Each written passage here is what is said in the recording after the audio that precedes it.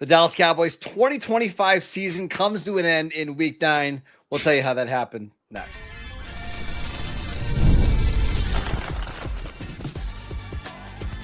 You are Locked On Cowboys, your daily Dallas Cowboys podcast.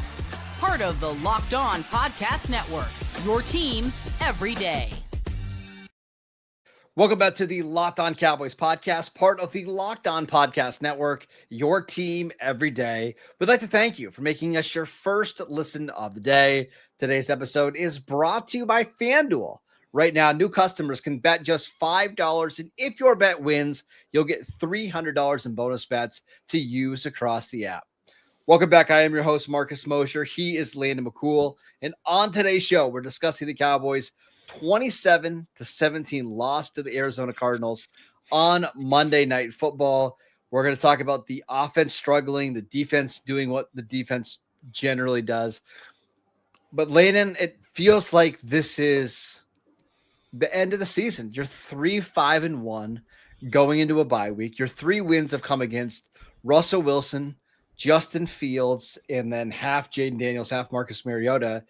And I think the biggest concern for me is it looks like they're getting worse week in and week out. And that's generally not a good sign.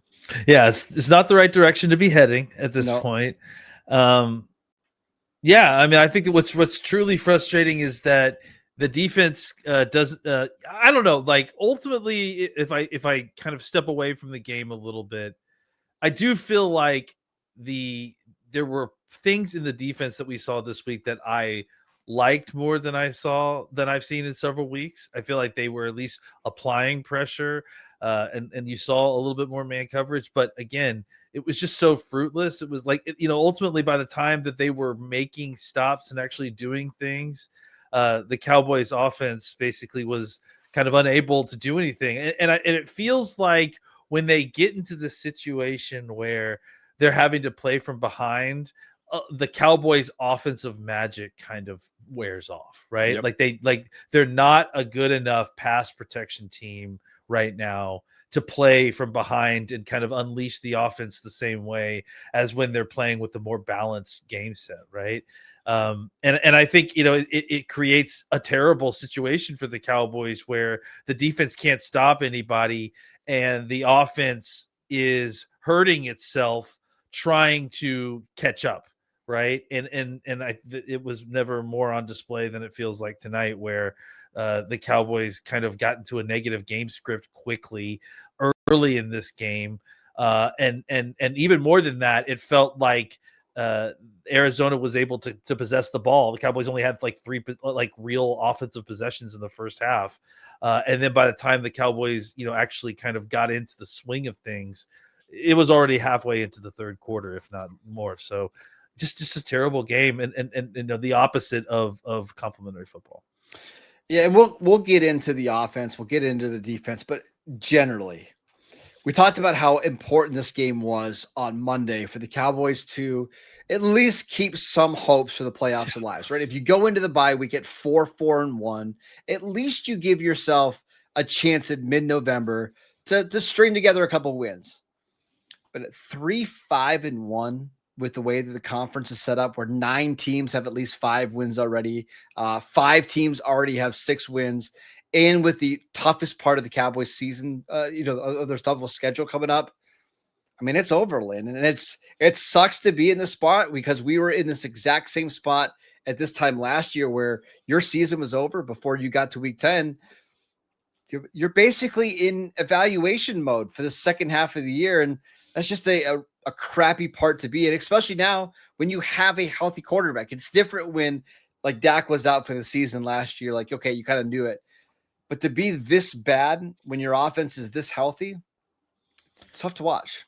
Yeah, I mean, there's like a huge difference between mathematically being out of it and spiritually being out of it. And I mean, I don't ever, however, how else to put it, talent being out of it. And right now, this was, I mean, look at the schedule. Like, they have, you're not going to play any easier teams than this at home. You have to go 7-1 over your next 8 games to make the playoffs because you're not making the playoffs at 9-7-1. There's no way. There's no way. There's no way. If this team like was playing well and they were like, keeping it close, like they were giving a Herculean effort to keep it within 10 points from the Cardinals with their backup quarterback at home. Like, yeah, I mean, it's so over. Like, yeah, and I think the Cowboys aren't going to play a team. They're not going to get a situation. We talked about with Denver, right? That the Cowboys weren't going to necessarily face a tougher opposing defensive situation than playing Denver in Denver, right? You're not going to get a more favorable situation than playing Arizona in Dallas for the rest of the season. And that's not necessarily a huge strike against Arizona. Look at the schedule. Maybe you can say the Raiders, but they're a non-conference team. And that's the point, right? You've got all these conference games, these NFC games that you have still left on your schedule against some of the the teams in the conference, probably the best teams in the conference. And you don't have enough wins to like kind of make yourself within striking distance of the wild card, and you're not even close to where the Eagles are at this point, especially if they win a couple more games to get ahead of you. So yeah, you're in a really bad position mathematically, and that would be if you had a team to even compete to make it spicy mathematically. Here's the thing, in the second half of this game, like I was obviously rooting for this team to come back. There just wasn't like a lot of juice for me in this game, partly because you can watch this team and realize they're so far away from being a contender. And I think that's the thing for me that has me most discouraged is not only are, we going to have to watch 8 more games of this team, before the year's over, it just feels like they're so far away on defense. And some of the big contracts they've given out, like this is the worst I've ever seen Daron Bland play. Jake Ferguson got a new deal before the season started, and he played awful. Tyler Smith, I know he's banged up, but he's not playing well. It just seems like the vibes are really bad right now. And I'm sure it's not as bad as it seems, but it feels like we're getting pretty close to rock bottom here. Yeah, I mean, I certainly think that, for where look, all those guys had some of the worst games of their season, without a doubt. I mean, specifically Bland, just obviously just a terrible game for him. Not that Ferguson didn't have a terrible game, and not that Smith also didn't have a bad game, specifically against a rookie playing his first game. I just think that I have faith in in those guys long term, and I understand why the contracts were signed. But you're not wrong, and I think you tweeted it out earlier that when is Tyler Smith going to have a good game, and in injury, whatever you want to say, that's fair. Like, I mean, I think that they've struggled at some of the key playmakers and guys who are supposed to be key supporting guys on this team have not played up to their end of the deal here. This isn't just all about coaching. And it's about execution and not just about the young players. It's about the veteran guys who are paid on this team too, not living up to their end of the deal. So, yeah, it's been frustrating. Real quick on the offense. I mean, this is just I thought last week was their worst offensive performance. This was somehow worse. Like you go on the first drive, you move the ball up and down the field. To not get any points out of that drive is frustrating. And then you have a quick 3 and out. The pass protection was awful all day. Some of the play calling, like late in this game, you had a chance to cut the lead down to 10, and Brian Schottenheimer's calling 2nd and 10 runs that are draining the clock. And then you're throwing screens on 4th down. Like it just feels like this offense over the last couple of weeks has been so different from what we saw in the first half of the season. And what I don't understand is, Landon, the offensive line has had a bunch of injuries, right? This offensive line was playing better when it was TJ Bass and Brock Hoffman and Akeem Adeniji at left guard. Like, I don't know what's happened to this unit.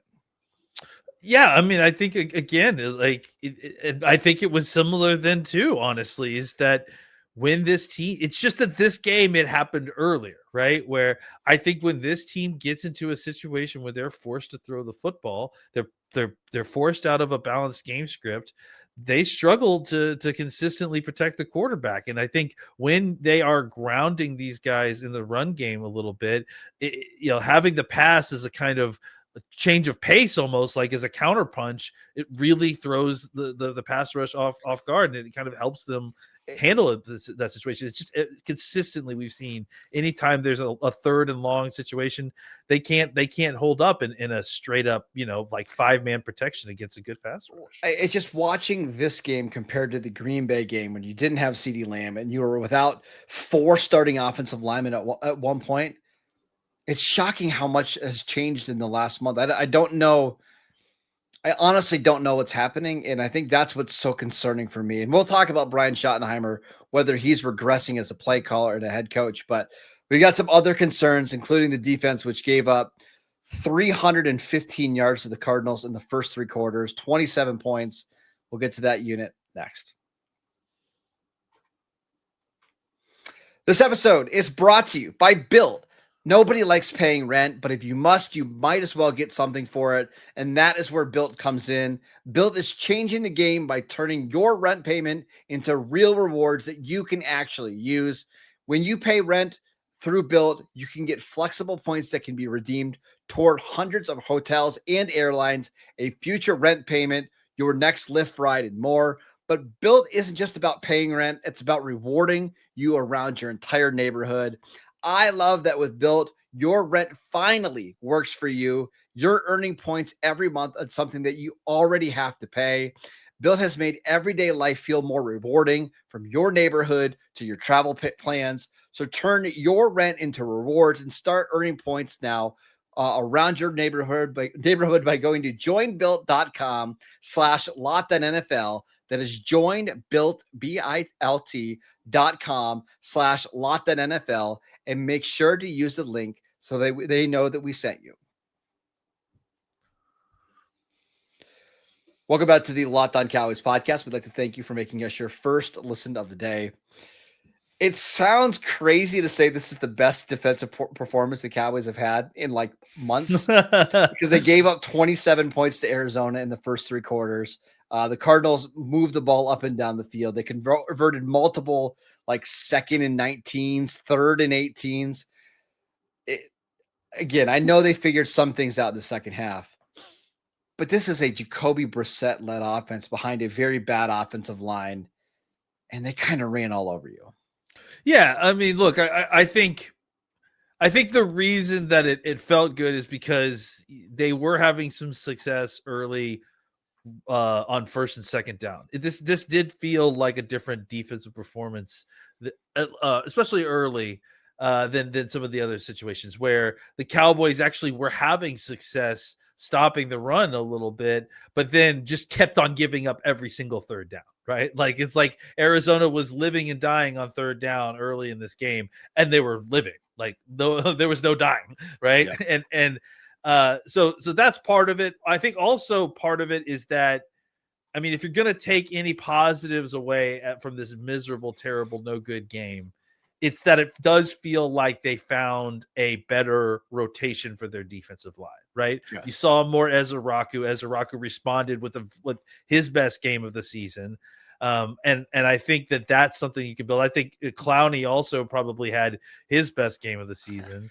I think Clowney should be somebody they try to trade at the deadline because he can still play. Like he can help somebody out. What is he going to do for this team that's going to be headed towards 5 or 6 wins? Like, what's the point? Yeah. 100%. Like I don't disagree. I mean, I think, at least to kind of counterbalance what you're going to be losing if you're trading, tomorrow and we wake up and there's 3 trades on the table. So yeah, like I think the reason that maybe it felt like this was a better performance by the Cowboys defense, despite being absolutely the worst thing you've ever seen and the worst performance, is because some of the things that you're used to seeing as ugly were a little bit better, right? Like the defensive line, I felt like was a little bit better, but the linebacker play, the secondary play specifically, the safeties and corners was just absolutely, it wasn't professional. Like it was pathetic at times. And part of it is because some of these guys are professionals. Like the Cowboys are now 4 and 5 deep at the safety position at certain points when they have somebody coming in to give anybody a breather. So it's just, it looked disjointed and ugly, and it really showed up on third downs. And then specifically, they have Shamar James and Murray out there as your linebackers. So what does Arizona do? They play action you to death. I mean, and they did. Like and the linebackers were running, fighting for it every single time. And there was just huge gaping holes underneath it when you saw the guys breaking on these in-breaking routes, specifically Marvin Harrison Jr. So it was just, it was tough to watch. And then it just became every play. It wasn't even just third down. It was like every play was a 6-7 yard chunk, it felt like. And the Cowboys just had no way to stop them. And it was, nothing was more endemic, I think, than that third, what was it? The first drive coming out of the half. Three plays. Yep, 3 plays, touchdown. Yeah, I mean it was such a microcosm for how the defense was ultimately playing. Especially in the middle part of that game, just absolutely terrible. Big picture, I think the thing that has me the most concerned is some of the guys that played well, like Dante Fowler. I thought played pretty well in the passing game. You mentioned Clowney, Kenny Clark made a couple plays. It's all guys that are like old in their 30s that probably don't really have a future here, whether they're on 1-year deals or they're going to end up getting cut or traded. And you're relying on like a bunch of young guys, hopefully, to replace them. And, we mentioned like Shamar James. I mean, he was horrendous tonight. I mean, the tackling from James is awful. So it just makes you feel like even the guys that are playing well, they're just not long-term options. So I'm running out of words to even describe how I feel about this defense right now. Yeah, I mean, they don't have anything right now. Like, there's hardly any building blocks on this defense that you feel good about for 2026 and beyond. Yeah, and I mean, again, I think that it's not hard to turn over a defense if you can get the 1 or 2 pieces you need. Now you have to go and find those 1 or 2 pieces, but I do think that there's, like, if you're gonna have this happening on one side of the ball, to have it on the defense is better. But like, I think what's frustrating long term is that you feel like the offense is regressing as this defense is trying to figure it out, and that's what made it like really look ugly tonight, is that the defense actually was able to get a stop or two when you actually needed them to, and then they gave you a chance. Yeah. Let's talk about the offense again, because the defense at least gave you opportunities and chances to win this game. The Cowboys have multiple possessions in the red zone. They had the fumble by Javante Williams. They had Jake Ferguson's fumble. They had just mistake after mistake. I agree with the decision to go for a touchdown on the first drive of the game, because you know that you need to score touchdowns. You can't make the same mistake that you made last week in Denver. I just don't get why this offense has been struggling so much in the red zone. Yeah, penalties and a lack of ability to pass protect is really, I mean, specifically in the red zone, I think is really, really hurt this team. And that comes down to execution, it feels like. I'm just so frustrated, Landon. It feels like this team continues to get further and further away from that Packers playoff game. Like it seems like since that game, it's just been a steady decline, and going into a bye week where, I mean, they got 14 days to get ready for the Raiders, and then they play, is it Philadelphia, Kansas City, Detroit? I feel like the vibes are at an all-time low right now. Yeah, and I feel like we said that several times already this season too. I know. Which is not a great thing, right? That's not good. I want to talk about Brian Schottenheimer, because I think after the first month and a half of the season, we are feeling really good about him as a play caller and as a head coach. But over the last 2 games, my confidence is starting to wane. We'll get into that next. This episode is brought to you by FanDuel. The NBA is back, and there's no better place to get in on the action than FanDuel, the official sports betting partner of the NBA. Even if you missed the start of the game or you want to ride the hot hand, FanDuel has live bets on everything from who will score the next bucket to fourth quarter comebacks. Plus, you can even combine your live bets into a same-game parlay for a shot at a bigger payout. It keeps every game exciting, especially when your team is making that late-game push. And right now, FanDuel is offering new customers $300 in bonus bets when your first $5 bet wins. So head over to FanDuel.com and sign up and play your game with FanDuel, the official sports betting partner of the NBA.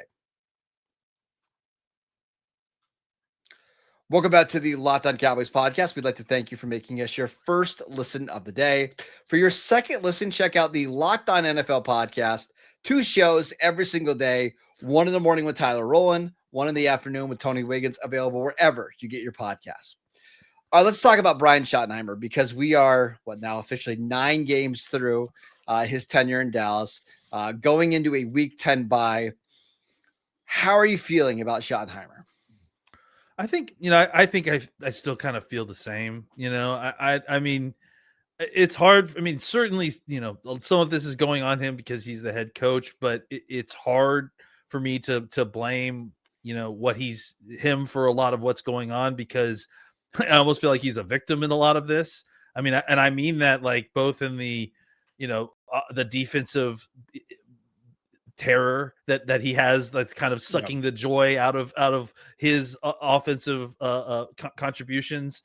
I think the same goes in a certain degree with personnel and with the way the front office has handled personnel lately. I think he's been put in some tough situations at certain points, and I think he's mostly done a good job for a guy who's never been a head coach before, especially while calling offensive plays. I certainly understand the concern with the play calling at certain points, but I also would present to you that he's being asked to do something that's really, really difficult. And that's, again, trying to score points while protecting your defense from destroying itself and destroying you along with it. So I certainly I'm taking a more long-term view with this head coach. And I think that you found something positive here. I'm not, if it's a cut or dry thing, like, is he on the hot seat for me or not? No, to me, he's not, like, by any stretch of the imagination. And I think that he's being put into a tough situation, and he's a rookie coach, and we're seeing that. I agree with all those points. It just feels like there's still a lot of maturing that needs to happen for him as a play caller. And like, I'm going to give you 2 examples from this game. Javante Williams had back-to-back runs, very first drive of the game, where they were like 11-yard runs, 13-yard runs. And he's clearly gassed, right? He was tapping his helmet to come out, and they told him to stay in. So on 1st and goal at the 7, they run a pitch to the outside. He loses 2 yards, okay? Whatever, that happens. 2nd and goal for the 9, they throw a pass to Ferguson for 5 yards, okay? So now it's 3rd and goal from the 4.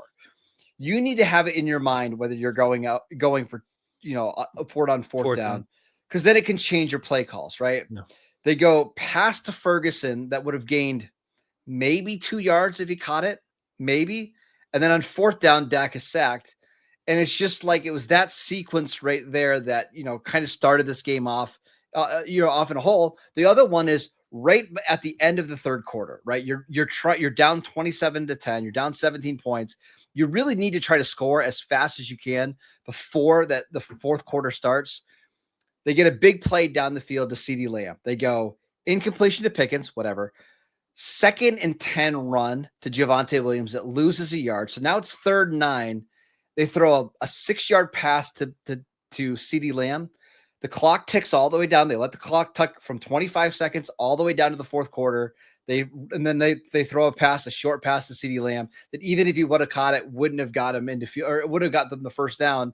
And it really feels like the game was over at that point. It's now into the 4th quarter and you're down by 3 scores. Yeah, I mean, I think, there's still some of the situational stuff that's still tough. And again, like, he's still learning as he's going through that stuff, because again, it's not just about being a play caller, it's about being a head coach too.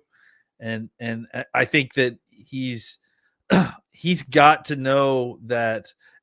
I think that 2nd down run to me is an example of, like, sometimes you have to allow your offensive lineman to fire off the ball a little bit and not be kind of at the victim of what's happening with the pass rush, Which and I agree, but they ran out of shotgun and they ran no, like a play to was- the right, which is like the complete opposite of what you're talking about. But I totally understand what you mean. I don't disagree with that with the specifics there, because I do wish that they would have done more under center run game stuff and used that more, because I felt like it would have served them. But look, I think overall, like where we are with him, like on the list of things that are problematic about this team and about the future of this team, he's pretty low on it, because I think he has imported a lot of the positive aspects that have unlocked this offense when it has been unlocked.